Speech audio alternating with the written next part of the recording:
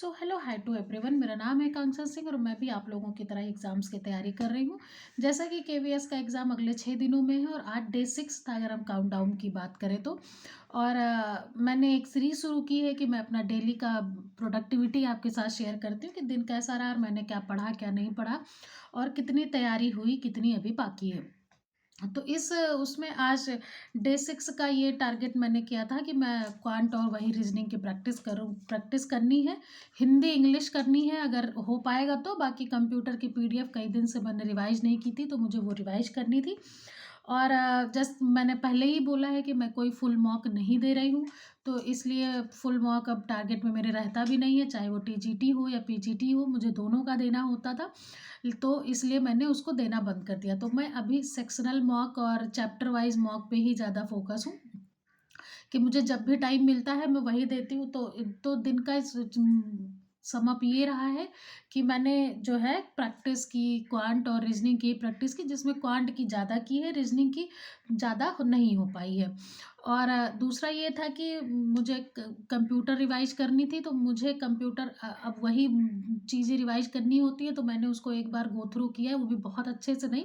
फिर मुझे ये लगा कि टेक्स्ट बुक से टेस्ट दे के देखते हैं सेक्शनल वाइज की, मतलब उसमें आपको ये होता है कि आपको पूरा चैप्टर, आपको पूरे जितना भी सिलेबस का हम मान के चल रहे हैं उतना आपको मिल जाता है।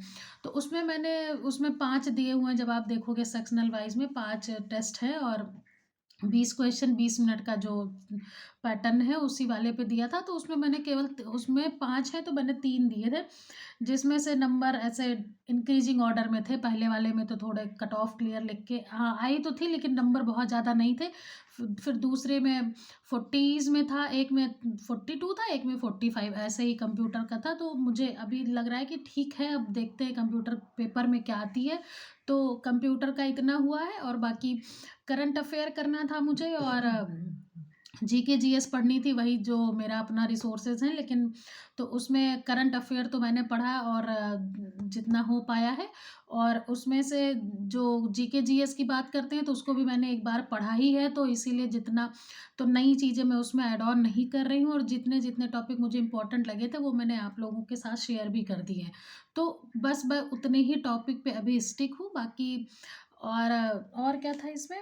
और तो कुछ नहीं था, सेक्शनल टॉपिक वाइज़ था। तो मैंने जब क्वांट मैंने पढ़ी अपने रिसोर्स से तो फिर मैंने उसी का सेक्शनल भी लगाया था। और थोड़ी जो मुझे जिस चीज़ टॉपिक्स में ज़्यादा प्रॉब्लम थी या क्वेश्चन अटेम्प्ट नहीं होते थे, तो अभी थोड़ी उस पे चीज़ें ठीक हुई हैं। लेकिन जीके जीएस अभी भी उसी सेम पॉइंट पे है, उसमें कोई ख़ास चेंजेस नहीं आया है कि मैंने कुछ ज़्यादा पढ़ लिया है तो मेरे बहुत अच्छे नंबर आ रहे हैं।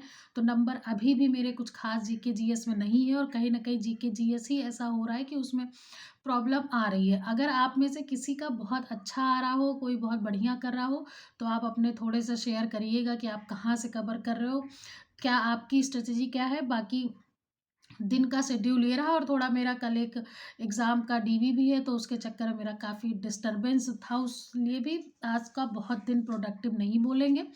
पर इतना ही आज का दिन का शेड्यूल था। और अगर आप में किसी को भी जीके जीएस का कुछ अलग मिल रहा है या आपको टेक्स्ट बुक का कितना रेलेवेंट लग रहा है, आप टेक्स्ट बुक पे कितने मार्क्स पा रहे हो, खासकर सेक्शनल में नहीं, उसमें पूरा चैप्टर वाइज की बात मैं नहीं कर रही हूँ। चैप्टर वाइज तो कहीं ना कहीं याद हो जाता है, जब आप 2-3 बार कहीं एक सोर्स से पढ़ लेते हो तो आपको चैप्टर वाइज तो सही होने लगते हैं, क्योंकि उसमें पता है कि यही ये चीज़ें पूछ रहा है। लेकिन जब आप सम अप करते हो, एक साथ करते हैं, तब उसमें नहीं हो रहा है उतना अच्छा। तो आप मुझे बताइएगा कि आप कहाँ से कर रहे हैं और कितना अच्छा आपने उसमें कर रहे हैं। और तो दिन का यही रहा। बाकी thank you for watching. Good night, bye.